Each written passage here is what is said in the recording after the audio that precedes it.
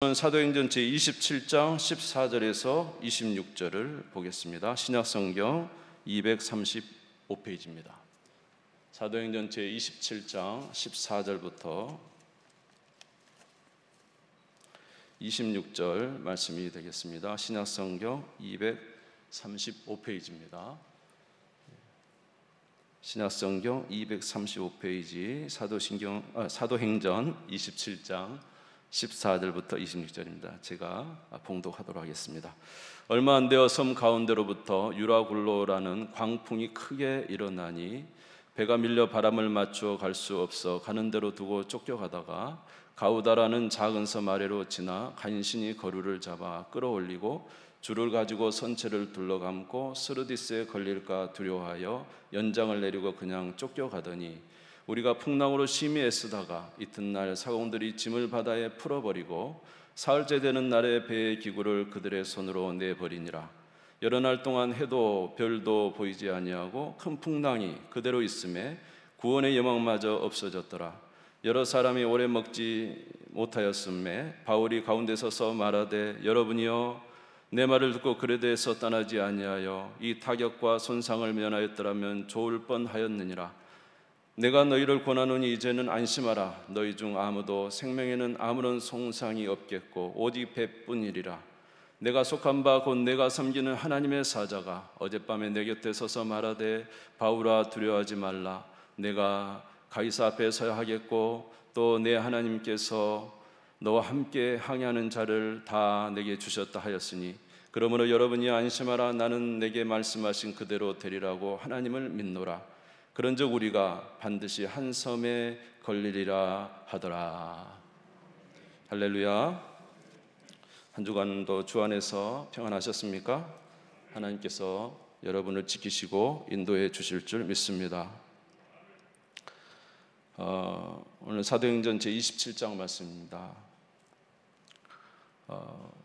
오늘 사도 바울은 우리가 잘 아는 그 어려운 상황 속에 있습니다.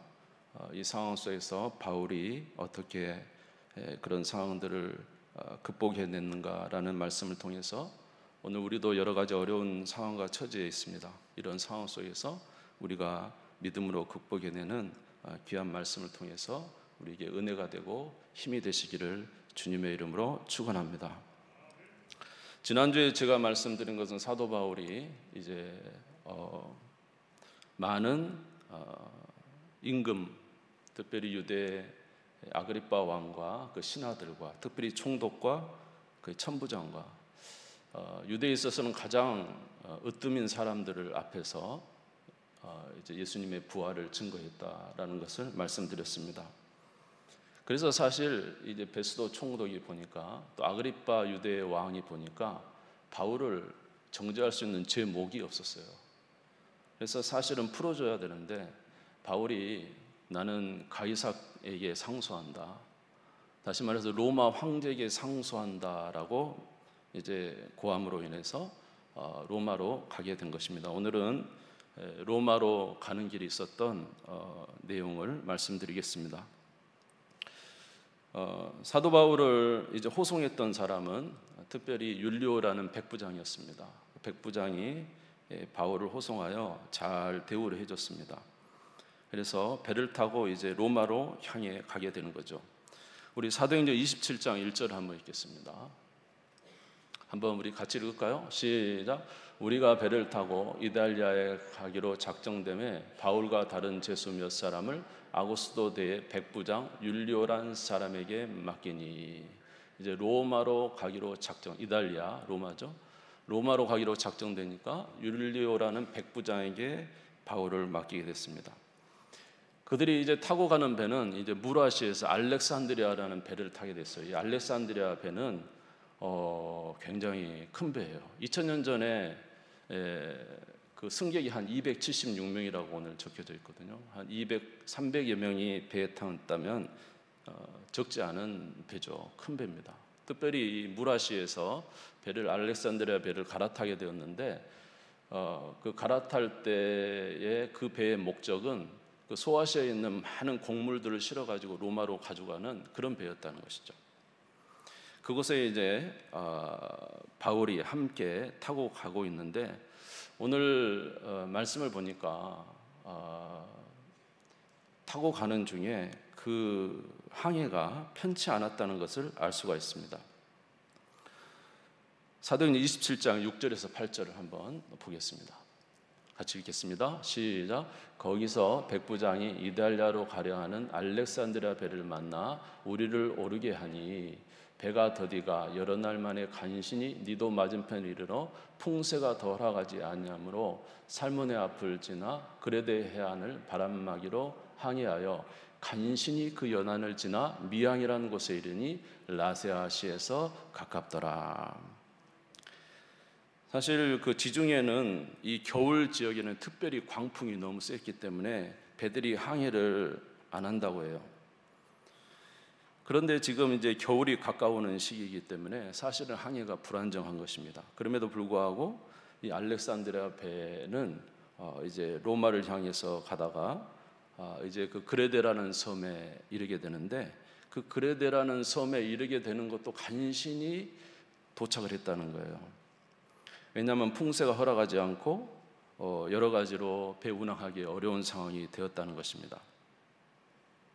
그래서 바울은 이 무라시에서 이 미항까지 그레데에 있는 섬에 있는 미항까지 오는 동안에 그 풍세를 보고 바울이 생각하기를 이런 생각을 했습니다. 항해를 하면 안 되겠구나. 왜냐, 이거 지금 갔다가는 우리가 분명히 큰 어려움에 봉착하게 될 것이다 라고 생각하면서 바울은 더 이상 미항에서 이제 다른 곳으로 향해 가는 그 배 항해를 이제 막기 시작했습니다. 바울이 이렇게 항해를 막을 수 있었던 것은 그는 사실 어부도 아니고 선장도 아니고 선주도 아니었잖아요. 그저 가만히 바리새인 아니었습니까? 그런데 그가 이렇게 항해에 대해서 직감할 수 있었던 것은 사실은 바울은 이미 많은 경험이 있었어요. 왜냐하면 3차에 걸쳐 선교여행하면서 바울은 3번의 파선을 당했어요. 그러니까 3차 선교여행하면서 3번의 파선을 당하고 일주야를 바다의 깊은 곳에서 고난을 당했다고 그가 증거하고 있습니다. 고린도후서 11장 25절을 한번 읽겠습니다. 같이 읽을까요? 시작. 3번 태장으로 맞고 1번 돌로 맞고 3번 파선하고 일주야를 깊은 바다에서 지냈으며, 이제 고린도 교회 성도들한테 자기가 어떻게 이제 복음을 전하면서 어려움이 있었는가를 알리는 가운데 그가 말하기를 내가 복음을 전했는데 복음을 전하다가 3번 파선을 당했다. 다시 말하면 배가 부서졌다는 거 아닙니까? 복음을 전하고 배 타고 가다가 3번 파선을 당하고 특별히 일주일을 바다의 깊은 곳에서 내가 정말로 죽음에 의해서 고생을 했는데, 자, 그래서 바울은 사실은 이런 경험이 있었다는 거죠. 풍랑에 대한 경험, 그리고 바다에 대한 경험이, 그가 선주고 선장은 아니었지만 경험이 있었다는 것입니다. 그래서 바울이 딱 보니까 이거 지금 가면 안 되겠구나, 가면 큰 낭패를 보겠구나, 이런 생각을 하게 되면서 이제 율리오 백부장에게 말하기를 우리가 더 이상 항해를 하면 안 된다고 말을 하는 것입니다. 사도행전 27장 9절에서 10절 보겠습니다. 제가 읽겠습니다. 여러 날이 걸려 금식하는 절기가 이미 지났으므로 항해하기가 위태한지라 바울이 그들을 권하여 말하되 여러분이여 내가 보니 이번 항해가 하물과 배만 아니라 우리 생명에도 타격과 많은 손해를 끼치리라.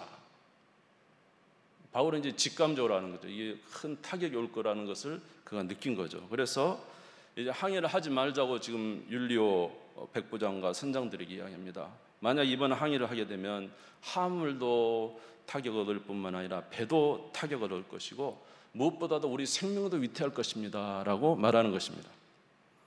그러나 백부장과 선장과 선주는 바울의 말을 듣지 않죠. 왜냐하면 자기들은 이미 경험이 많이 있는 자라고 스스로 생각했기 때문이었을 것입니다. 사도행전 27장 11절에 보면 백부장이 선장과 선주의 말을 바울의 말보다 더 믿더라. 그래서 율리오가 선장과 선주의 말을 듣고 바울의 말을 듣지 않고 항해를 시작한 것입니다. 그런데 역시 이렇게 항해를 시작하자 얼마 되지 않아서 바로 닥치는 게 무엇입니까? 태풍이 닥쳤다는 거죠. 유라굴로라는 큰 태풍이 닥쳤어요. 여러분들 많이 들으셨죠? 유라굴로? 네, 아멘 하시기 바랍니다. 네, 유라굴로라는 큰 태풍, 광풍을 만난 것이죠. 이것은 그레데 섬에서 일어나는 그 섬 가운데서 일어난 큰 바람이었어요. 너무나 거세서 사람들이 아무리 돛대를 방향을 잡으려고 키를 잡고 움직이려고 해도 배는 전혀 자기가 원하는 대로 움직이지 않았어요. 왜냐하면 큰 광풍이기 때문에 뭐 오늘날처럼 배에 무슨 모다가 달려서 이 프로펠러 달린 것도 아니고 그저 키를 잡고 바람을 향해서 이렇게 가는데 어떻게 그것을 막을 수 있겠습니까? 바람이 어마어마하게 부니까 더 이상 그들은 이제 광풍을 피해 갈 수가 없고 오히려 배가 밀려 떠나가게 된 것입니다. 사도행전 27장 14절에서 15절입니다. 얼마 안 되어 섬 가운데로부터 유라굴로라는 광풍이 크게 일어나니 배가 밀려 바람을 맞춰 갈 수 없어 가는 대로 두고 쫓겨가다가, 바람이 부는 대로 배가 이제 쫓겨가는 것입니다. 쫓겨가다 보니까 너무 광풍이 센 거예요. 그래서 어떻게 했냐면 이들이 이제 궁여지책으로 할 수 있었던 것은 배가 깨어질까봐 줄을 가지고 선체를 막 들어 이렇게 줄로 선체를 배를 막 묶는 거예요. 그리고 그 강풍이 계속 되다 보니까 이제 배가 이제 잠길 수도 있고 이제 깨어질 수도 있고 잠길 수도 있기 때문에 그들이 한 일은 뭐냐면 이제 실었던 그 곡물, 짐, 배에 가득 실었던, 그래 로마로 가지고 가셨던 그 모든 것들을 다 버립니다. 짐을 내버립니다. 이틀. 그리고 3일째 되는 날에는 그것도 안 됐기 때문에 배에 있는 무거운 배의 기구들도 다 내버립니다. 여러분 한번 생각해 보시죠. 우리 지금 요새도 지금 뭐 태풍이 온다고 그러기도 하잖아요. 여러분 태풍 하루만 불어도 어떻습니까? 무섭지 않습니까? 예, 별로 안 무서운 것 같은데 태풍 무섭습니다. 그래서 막 태풍이 불면은 정말로 막 당장이라도 무슨 일이 일어날 것 같잖아요. 근데 이들은 지금 고정된 땅에 있는 게 아니고 바다 위에 있단 말이에요. 흔들리는 바다 위에 있어요. 그 많은 그 파도와 그 많은 어려움 속에 있는 거예요. 언제 그들의 배가 깨어질지 몰라요. 할 수 있는 건 줄로 묶고, 할 수 있는 건 자기들이 가지고 있는 그 자기들이 귀중하게 생각했던 짐들, 이것으로 먹고 살고 했던 그 짐들을 다 버리고, 그리고 할 수 있는 것은 배에 있는 그 무거운 기구들을 다 내버리고 이제 덜렁 배에 타서 자기 운명을 이제 광풍에 맡기고 있는 것이죠. 그런데 여러분 이 배가 가다가 좌초되는 것은 무엇입니까? 가다가 혹시라도 바위를 만나거나 혹시 이제 모래톱을 만나면 이 배가 그대로 부딪혀서 깨져버리는 거예요. 깨져버리면 그냥 그대로 거기서 죽는 것이죠. 하늘에는 구름이 가득 있기 때문에 해와 별도 보이지 않았어요. 지금은 나침판이 있어서 나침판으로 배가 움직이지만 그때는 하늘에 있는 해와 별을 보고 방향타를 잡았다는 거예요. 근데 지금은 하늘에 구름이 가득 차 있기 때문에 해를 볼 수도 없고 별도 볼 수도 없고 도대체 어디서 어디로 가는지도 모르고 자기가 가진 모든 것 다 내어놓고 이제는 배에서 달랑 자기의 목숨이 언제 끊어질지 모르는 그런 상황에 이르게 된 것입니다. 사도행전 27장 17절에서 19절 읽겠습니다. 같이 읽을까요? 시작. 끌어올리고 줄을 가지고 선체를 둘러감고 스르디스에 걸릴까 두려워하여 연장을 내리고 그냥 쫓겨가더니 우리가 풍랑으로 심히 쓰다가 이튿날 사공들이 짐을 바다에 풀어버리고 사흘째 되는 날에 배의 기구를 그들의 손으로 내버리니라. 이제 다 내버린 거죠. 예. 그런데 이 기간이 얼마였냐면 무려 14일 동안 이 광풍이 불었습니다. 사도행전 27장 20절을 한번 보겠습니다. 27장 20절. 여러 날 동안 해도 별도 보이지 않냐고 큰 풍랑이 그대로 있음에 죄송합니다. 27장 33절. 27장 33절 먼저 보겠습니다. 날이 새어가매 바울이 여러 사람의 음식 먹기를 권하였는데 너희가 기다리면 먹지 못하고 줄인 지가 오늘까지 며칠이라고요? 열나흘. 14일 동안 이 광풍이 일었어요. 여러분 한나절만 이래도 얼마나 힘들어요. 예? 배 타고 가다가 말입니다. 아무리 배를 잘 모는 사람도 안개가 걷히면 어디가 어딘지를 모른대요. 그러면 막 헤매면 정말로 두렵답니다. 아무리 배를 잘 움직이는 사람도 배 타고 가다 안개가 끼면은 그냥 어디가 어딘지를 몰라서 얼마나 두려운지 모른대요. 그런데 무려 14일입니다. 한나절도 아니고 하루도 아니고 이틀도 아니고. 여러분 태풍이 우리에게 불 때 14일 동안 무서운 태풍이 불어서 언제 무너질지 모르는 그런 태풍이 불었다고 여러분 생각해 보십시오. 얼마나 두렵겠습니까? 그래서 거기 있는 사람들은 이제 살고 죽는 것에 대한 여망마저 사라졌어요. 언제 죽을지 모른다라는 이제 살려고 하는 의지조차 사라진 그런 상태라는 거죠. 사도행전 27장 20절, 아까 봤지만 다시 한번 볼까요? 사도행전 27장 20절. 여러 날 동안 해도 별도 보이지 아니하고 큰 풍랑이 그대로 있음에 구원의 여망마저 없어졌어요. 이제 죽을까 살고 하는 그런 의지 자체가 사라지고 그저 자기를 내어놓아 버린 것이죠. 살려는 의지 자체가 사라지는 14일 동안 배고프고 이 무서운 환경 속에 그들에게 있었다는 것입니다. 근데 바로 이 276명 속에 누구도 있었습니까? 바울도 그 안에 있었다는 거죠. 근데 사도행전 27장 24절 보니까 바울도 두려워했다고 그랬어요. 사도행전 20장 24절 보니까 바울아 두려워하지 말라 주께서 말씀하셨고요. 이 말은 뭐예요? 바울도 그 풍랑 속에서 두려워했던 거죠. 바울도 사람이기 때문에 그 무서운 환경 속에서 바울도 두려워했다는 것입니다. 그런데 오늘 본문에 보면 갑자기 그런 엄청난 그 상황 속에서 바울이 갑자기 달라집니다. 그것은 바울이 갑자기 손을 들면서 백성들이 이야기합니다. 여러분 두려워하지 마십시오. 안심하십시오. 여러분의 생명에는 아무도 손을 대지 못할 것입니다. 오직 손해보는 것은 이 배뿐이고 여러분의 생명에는 아무 손상이 없을 것입니다 라고 갑자기 바울이 그 말을 하는 거예요. 사도행전 27장 22절에 보시면 나와 있습니다. 내가 너희에 권하노니 이제는 안심하라. 너희 중 아무도 생명에는 아무런 손상이 없겠고 오직 배뿐이리라. 바울이 갑자기 여러분 안심하십시오.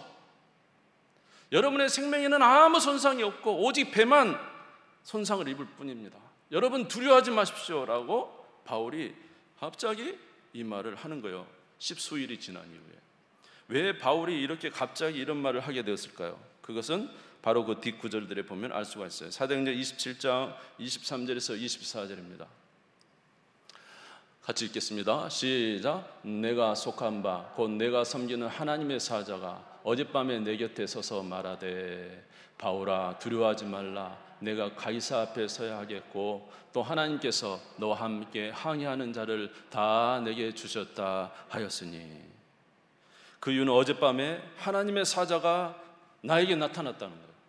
하나님의 사자가 나에게 나타나서 말하기를 바울아 두려워하지 말라. 내가 누구 앞에 서야 되겠다? 가이사 앞에 설 것이다. 가이사는 누굽니까? 로마의 황제 앞에 설 것이라는 것이죠. 그리고 너로 인해서 이 모든 백성 275명이 너로 인하여 살게 될 것이다 라고 하나님의 사자가 그 전날 밤에 나타나서 말을 했다는 것입니다. 바울은 지금도 여전히 풍랑이 있는 곳에 있습니다. 얼마나 두려웠겠습니까? 그런데 하나님의 사자가 나타나기를 내가 두려워하지 말라. 너희가 누구 앞에 설 것이다? 가이사 앞에 설 것이다. 로마 황제 앞에 설 것이다. 이 말을 듣는 순간 바울은 정신이 번쩍 났습니다. 왜냐하면 사실 로마로 갈 것이라는 이 말은 이미 그 전부터 하나님께서 계속 바울에게 말씀해 주셨던 것이거든요. 여러분 새벽에 말씀을 그동안 보실 때 여러분 생각나셨을 거예요. 계속 하나님은 바울에게 로마로 갈 것에 대해서 말씀하십니다. 자, 사도행전 19장 21절에 보면 이렇게 되어 있습니다. 이 일이 있은 후에 바울이 마게도냐와 아가야를 거쳐 예루살렘에 가기로 작정하여 이르되 내가 거기 갔다가 후에 로마도 보아야 하리라. 이것은 제 3차 여행 중에 에베소에 있을 때 주께서 바울에게 로마도 갈 것을 알려주신 거예요. 여러분, 사실 바울은 그의 복음 전파 목적이 어디였습니까?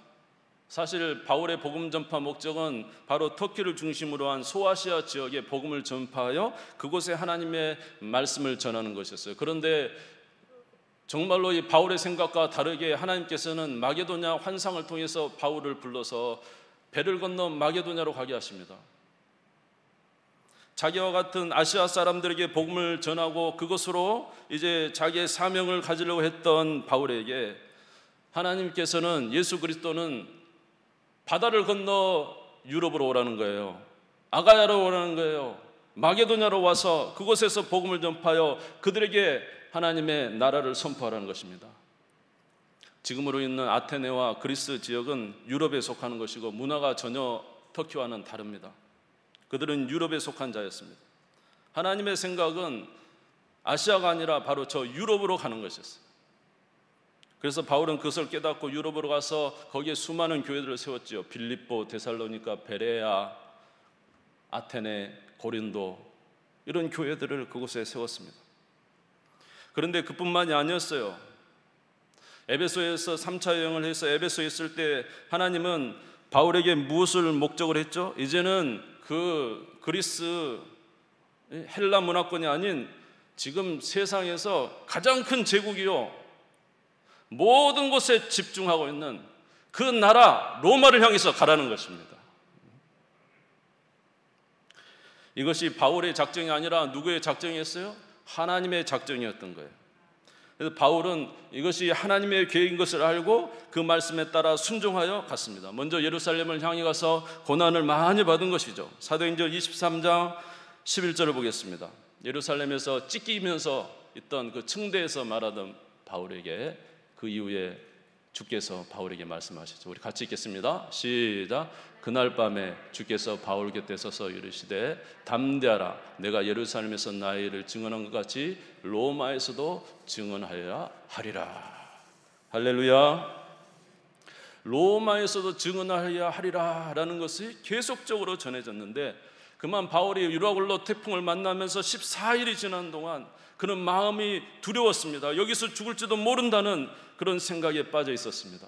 그런데 그때 하나님의 사자가 나타나서 말합니다. 네가 가이사 앞에 서야 하리라. 로마에 가야 하리라.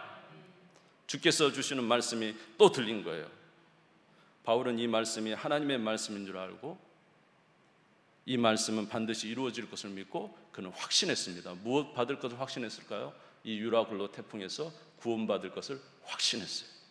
하나님의 말씀이 깨달아지자 자신의 모든 환경과 여건과 이 광풍과 수많은 것에 상관없이 하나님의 말씀이 그를 붙잡으니까 죽음과 공포의 두려움이 아니라 이제는 생명과 소생이 일어나게 된 거예요. 할렐루야. 그래서 자기는 확신했어요. 아, 나는 여기서 죽지 않는다. 반드시 하나님 주신 사명을 이루기 위하여 나는 로마로 갈 것이다. 그래서 이 하나님의 사자의 말을 듣고 백성들이 이야기합니다. 여러분 안심하십시오. 여러분들은 절대로 죽지 않을 것입니다. 나의 하나님 여호와께서 나를 살리시고 여러분들의 목숨도 나에게 주신다고 확실하게 말씀하셨습니다. 그러니 두려워하지 마십시오. 이렇게 말했던 거예요. 여러분, 우리가 아브라함을 잘 알고 있습니다. 하나님께서 아브라함에게 이런 말씀을 하셨어요. 아브라함아, 아브라함아, 네가 100세에 난 네 아들, 너가 정말로 너보다 더 사랑하는 네 아들을 저 모리아 산에 가서 번제로 나에게 드리라. 어느 날 갑자기 하나님께서 아브라함에게 이 말씀을 하시는 거예요. 얼마나 놀랐겠습니까? 자기 아들을 번제로 드리라니. 그러나 우리가 성경을 보면 놀라운 것은 아브라함이 그렇게 엄청난 하나님의 명령을 듣고도 즉시 순종합니다. 뭐 하나도 거치지 않아요. 어젯밤에 들었는데 오늘 아침에 일찍 일어나서 짐 싸서 장작 들고 불 들고 출발합니다. 누구를 죽이기 위해서? 자기 아들을 죽이기 위해서, 번제로 드리기 위해서 출발합니다. 어떻게 이렇게 할 수 있었을까요?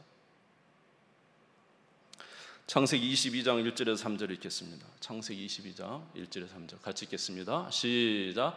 그 일 후에 하나님이 아브라함을 시험하려고 그를 부르시되 아브라함아 하시니 그가 이르되 내가 여기 있나이다. 여호와께서 이르시되 내 아들 내 사랑하는 독자 이삭을 데리고 모리아 땅으로 가서 내가 내게 일러준 한 산 거기서 그를 번제로 드리라. 아브라함이 아침에 일찍이 일어나 나귀 안장을 지우고 두 종과 그의 아들 이삭을 데리고 번제 쓸 나무를 쪼개어 가지고 떠나 하나님이 자기 일러주신 곳으로 가더니, 놀랐습니다. 어젯밤에 양을 잡아서 드리라는 것도 아니고 자기가 백세에 나서 지금까지 수년을 키웠던 아들을 번제로 드리라고 하는 거예요. 그런데 아브라함이 꼼짝도 안 하고 일어나서 아침에 일찍 일어나서 아들을 데려갑니다. 며칠이라도 이불을 둘러쓰고 고민해야 되잖아요. 하나님, 정말로 아들을 드려야 됩니까? 이거 정말로 드려야 될까? 우리 같은 최소 3일이라도 누워서 우리가 끙끙 앓다가 혹시라도 순종해야 되는 거 아닙니까? 그런데 놀랍게 아브라함은 그렇지 않습니다. 즉시로 순종합니다. 왜 이렇게 됐을까요? 그것은 아브라함은 하나님의 뜻을 확실히 알았고 하나님이 어떠한 일을 행하실 것에 대해서 알았기 때문인 거예요. 히브리서 11장 17절에 19절 바울이 왜 그랬는지에 대해서 분명하게 우리에게 말씀해 주고 있습니다. 같이 읽겠습니다. 시작. 아브라함은 시험을 받을 때 믿음으로 이삭을 드렸으니 그는 약속들을 받은 자로되 그 아들을 드렸느니라.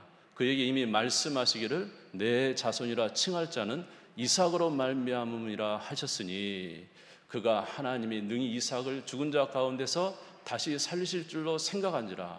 비유컨대 그를 죽은 자 가운데서 도로 받은 것이니라. 내 후손이 누구로부터 나올 것이다? 이삭으로부터 내 후손이 나올 거예요. 장차 후손은 누구로 말합니까? 예수 그리스도이십니다. 이삭의 후손으로 오실 내 후손이 이삭으로 말미암아 날 것이다. 그런데 만약 이삭이 죽고 없어지면 하나님의 약속이 안 이루어지잖아요. 그러니까 바울이 생각할 때 이삭으로 말미암아 내 후손이 올 것이라는 이 약속을 통해서 바울은 알았다는 거죠. 만약에 죽는다 할지라도 하나님이 살려낼 것이라는 것을 확실히 믿었다는 것입니다. 할렐루야. 이 믿음으로 하나님의 말씀에 대한 확실한 믿음이 그 놀라운 일을 행하게 하는 거예요.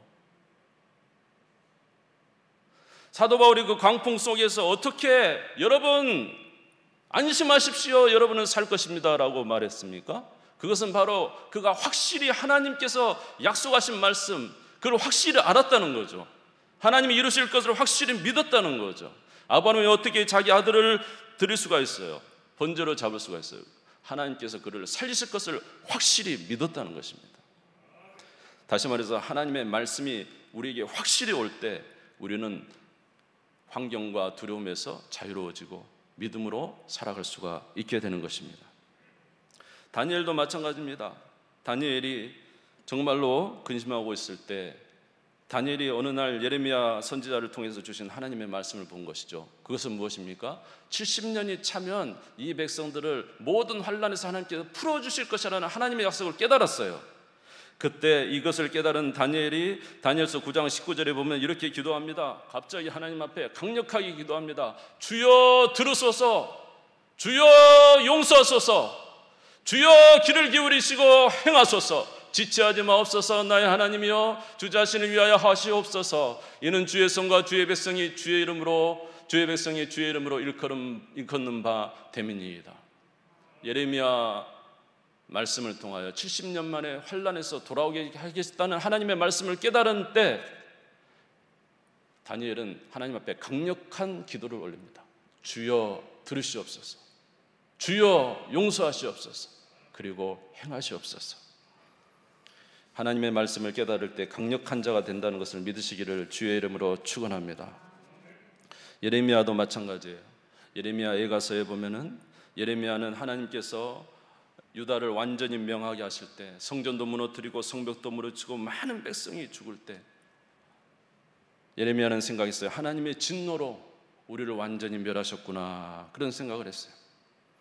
그런데 진노로 멸하신 이후에 이상하게 하루를 지나도 하나님께서 여전히 주의 백성들을 살려두시고 또 하루를 지나도 하나님께서 여전히 살려주시고, 이런 걸 보면서 갑자기 예레미야가 생각한 거예요. 그것은 하나님께서 우리를 완전히 멸하시지는 않는구나, 우리를 그래도 살려두시는구나.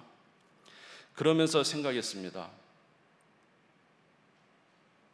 하나님이 이렇게 우리를 치신 것은 우리를 진노하사 우리를 멸하신 것이 아니라, 이렇게 성전이 무너지고 비록 성벽이 무너졌어도 사실 그것은 하나님이 우리를 사랑하사 징계하신 것이구나, 이걸 깨닫는 거죠. 예레미야가 3장 19절 23절을 보겠습니다.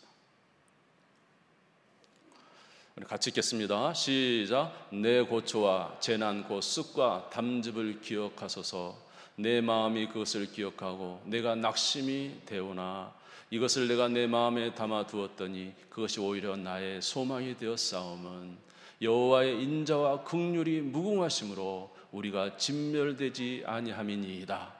이것들이 아침마다 새로우니 주의 성실하심이 크시도소이다. 지금 다 죽고 성전과 성벽이 다 무너졌지만, 그러나 여전히 하나님께서 죽이지 아니하고 몇은 소수는 살려두시는 거예요. 또 그 다음 날에도 또 살아있어요.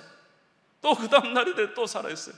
알고 봤더니 하나님께서 우리를 진멸하시는 것이 아니라 우리의 죄악으로 말미암아 우리를 징계하신 것이구나, 이걸 깨닫는 거예요. 왜요? 우리를, 유다를 사랑하시기 때문에, 이스라엘을 사랑하시기 때문에 그의 죄를 징계하신다는 거예요. 여러분, 진멸과 징계는 틀리죠. 진멸은 완전히 없애버린 것이고, 징계는 뭡니까? 사랑해서 그를 회개하고 돌이키기 원하신 거죠. 이것을 이제 예레미야가 깨달은 거예요. 그래서 그때부터 예레미야는 어떻게 했냐면 하나님 앞에 행동이 달라집니다. 그것은 하나님의 그 징계를 달게 받는 거예요. 여러분, 매도 빨리 맞으면 좋듯이 징계를 달게 받는 거예요. 그러면서 기쁨으로 그 징계를 받는 것입니다. 우리 하나님의 선하심을 믿으면서. 예레미야가 3장 26절에서 29절 같이 읽겠습니다. 시작. 사람이 여호와의 구원을 바라고 잠잠히 기다림이 좋도다. 사람은 젊었을 때 멍에를 매는 것이 좋으니 혼자 앉아서 잠잠할 것은 주께서 그것을 그에게 메우셨음이라. 그대의 입을 땅에 티끌에 댈지어다. 혹시 소망이 있을지로다. 거기까지인가요? 예, 29절 없습니까? 네. 예, 30절인가요? 자기를 치는 자의 뺨을 돌려대며 치욕으로 배부를지어다.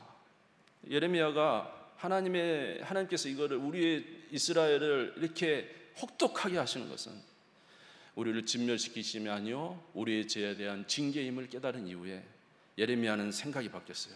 아, 하나님이 우리를 사랑하신 것을 깨달은 것입니다. 그래서 그는 오히려 하나님 앞에 더 진노의 징계를 잘 받으려고 노력했어요. 자기는 입술을 땅에 티끌에 대면서 하나님 우리를 긍휼히 여겨주시라고 기도했어요. 여러분, 완전히 틀리지 않습니까? 진노를 당했다고 해서 하나님 앞에 그냥 진노를 당해서 정말로 비참한 가운데 있는 것과 하나님의 사랑하심을 깨닫고 회개하고 티끌에 입을 대며 뺨을 돌리면서 뺨을 맞고 그러면서 하나님의 진노를 당하면서 하나님의 구원을 사모하는 자는 틀리잖아요. 무슨 말인지 이해가 되십니까? 예. 그러니까 하나님의 뜻을 깨달으면 모든 그런 울어야 되는 상황에, 정말로 이런 상황에서도 그들은 전혀 다른 행동을 한다는 거예요. 오늘 저와 여러분에게 이런 은혜가 있기를 주의 이름으로 축원합니다. 우리의 삶에도 광풍이 찾아왔습니다. 이는 코로나로 인해서 우리에게 광풍이 찾아왔어요. 지구온난화로 인해서 모든 위기의 상황들이 우리에게 찾아왔어요. 사업의 광풍이 찾아왔어요. 직장의 광풍이 찾아왔어요. 사람과의 인간관계에서 광풍이 찾아왔어요. 때로는 건강의 광풍이 찾아오기도 합니다. 가정의 광풍이 찾아오기도 합니다. 여러분, 이럴 때 여러분은 어떻게 하십니까? 이럴 때 우리는 어떻게 해야 힘을 낼 수 있을까요? 우리는 이럴 때 어떻게 바울처럼 소리 지르기를 여러분 안심하십시오라고 말할 수 있겠습니까? 남들은 다 이런 광풍 속에서 좌절하고 쓰러져 있을 때 누가 과연 일어나서 여러분 염려하지 마십시오라고 손들고 말할 수 있을까요? 그것은 바로 하나님의 말씀을 깨닫는 자, 하나님의 은혜를 아는 자, 그러한 자가 힘있게 살아가게 될 줄 믿습니다. 우리는 이런 말씀 이미 잘 알고 있습니다. 제자들과 함께 예수님께서, 제자들이 이제 갈릴리 바다를 건너가고 있습니다. 예수님은 배 뒤에서 주무시고 계세요. 그날도 광풍이 일었죠. 수많은 물결이 쳐서 배에 물이 다 들어옵니다. 어부들이기 때문에 그들이 어쩌든지 해보려고 수많은 자기의 기술과 또 그릇을 가지고 물을 퍼내면서 살아보려고 노력합니다. 그러나 계속적인 광풍에 물은 들어와서 배에 가득하게 될 때 그들은 더 이상 이제 할 수가 없었어요. 그제서야 누구를 깨웁니까? 주무시고 계시는 예수님을 깨우면서 주여, 주여, 우리가 죽게 된 것을 보지 않습니까? 이렇게 말을 합니다. 그때 예수님 뭐라고 말씀하셨죠? 믿음이 적은 자들아,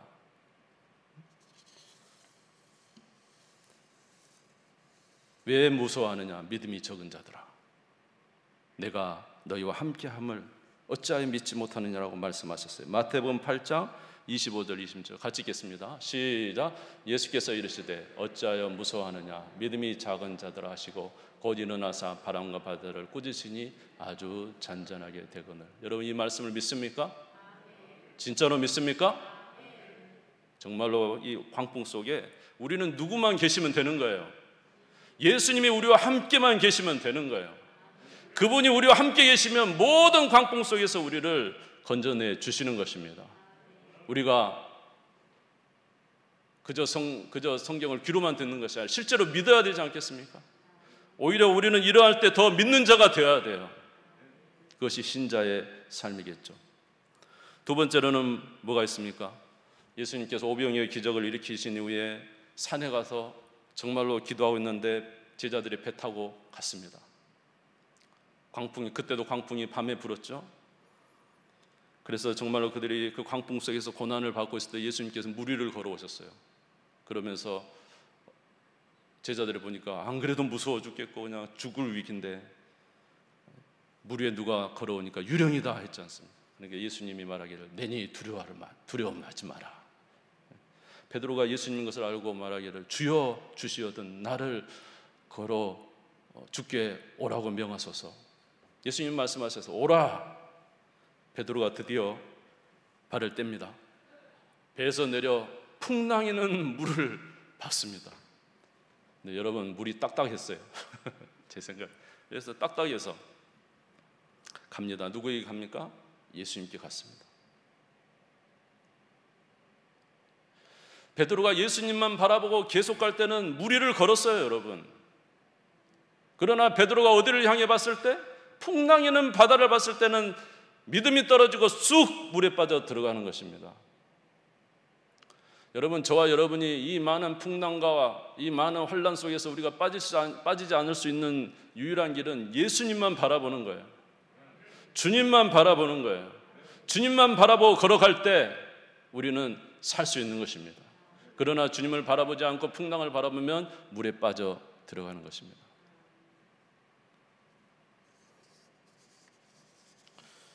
제가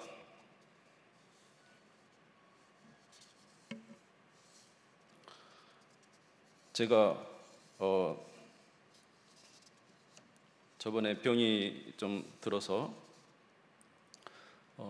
광주 병원에 있을 때였습니다. 갑자기 찾아온 병이기 때문에 잘 치료되기를 원했지만은 병원에서 굉장히 이렇게 좀 많은 것을 이렇게 꽂아놓고 막 이렇게 막 꽂아놓고 참 이렇게 잘 움직이도 못하게 해놓고는 이상하게 정확한 변명을 말해주지 않는 거예요. 뭐 이럴 것이다라는 추측이지 정확한 변명을 말해주지 않는 거예요.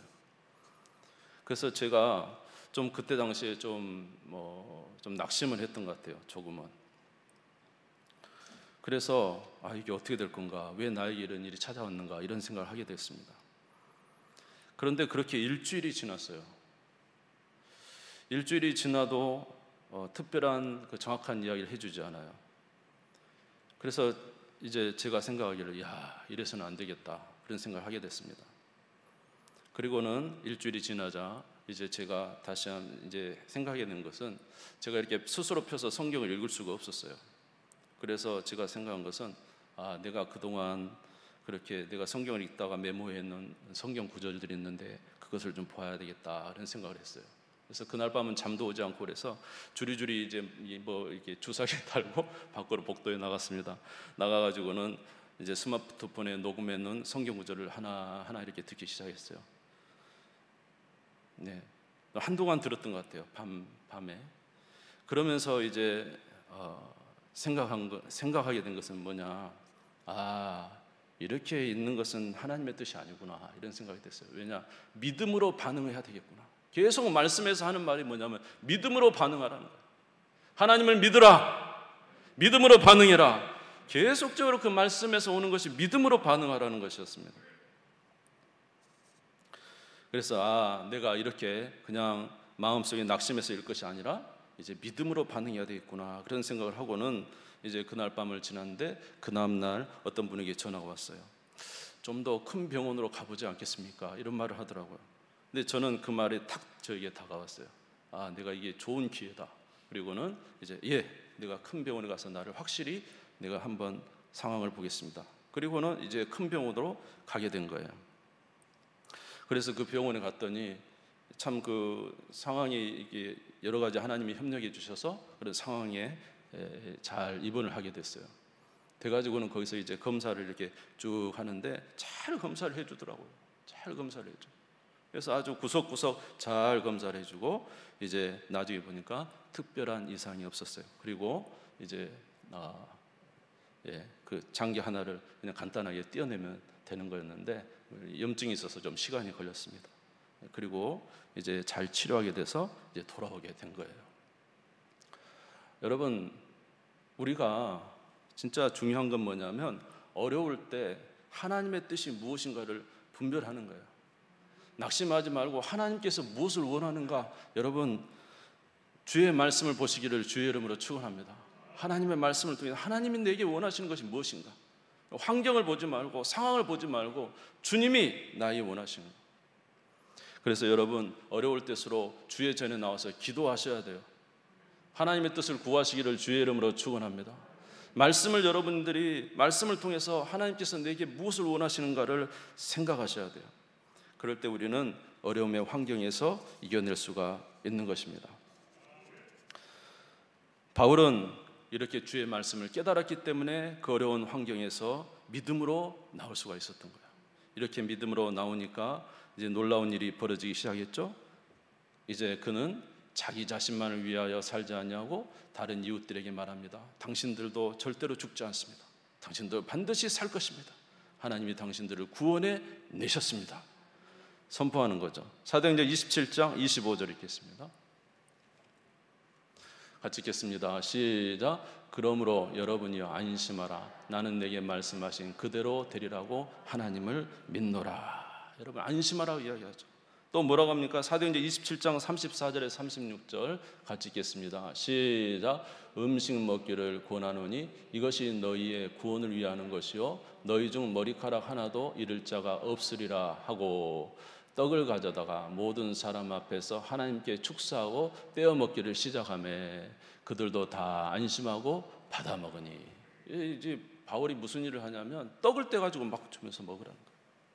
여러분 얼마나 마음에 확신이 있고 다른 사람에게 막 힘을 주는 역할을 하는 거예요. 여러분 우리가 하나님의 은혜를 알고 믿음으로 살면 남에게 우리뿐만이 아니라 남도 살리게 될 줄 믿습니다.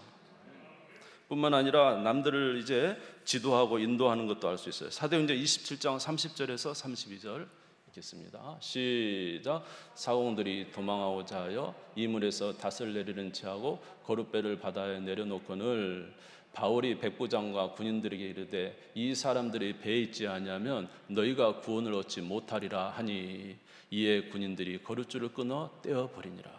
지금 이제 그 사공들이 먼저 도망가려고 하니까 바울이 저들 도망 못 가게 하라니까 이 로마의 군인 율리오가 바울의 말을 듣고 이제 거룻줄을 끊어서 배를 끊어 그들을 함께 모아놨다는 거예요. 다시 말해서 이제 바울의 지도력이 생기기 시작한 거예요. 저와 여러분에게 하나님이 함께 하신 것을 알게 될 때 우리는 새로운 힘을 얻게 됩니다. 새로운 지혜를 얻게 됩니다. 새로운 능력을 갖게 됩니다. 하나님은 우리를 통해서 많은 일을 행하게 하십니다. 저와 여러분의 삶에도 여전히 유라굴로가 있습니다. 그러나 우리가 어떻게 이것을 대처하느냐는 굉장히 중요한 것입니다. 나의 힘으로 행하지 말고 하나님께 나오시기를 주의 이름으로 축원합니다. 기도의 자리에 나오셔서 간구하십시오. 하나님이 우리에게 응답해 주실 줄 믿습니다. 하나님의 말씀을 읽고 들으시기 바랍니다.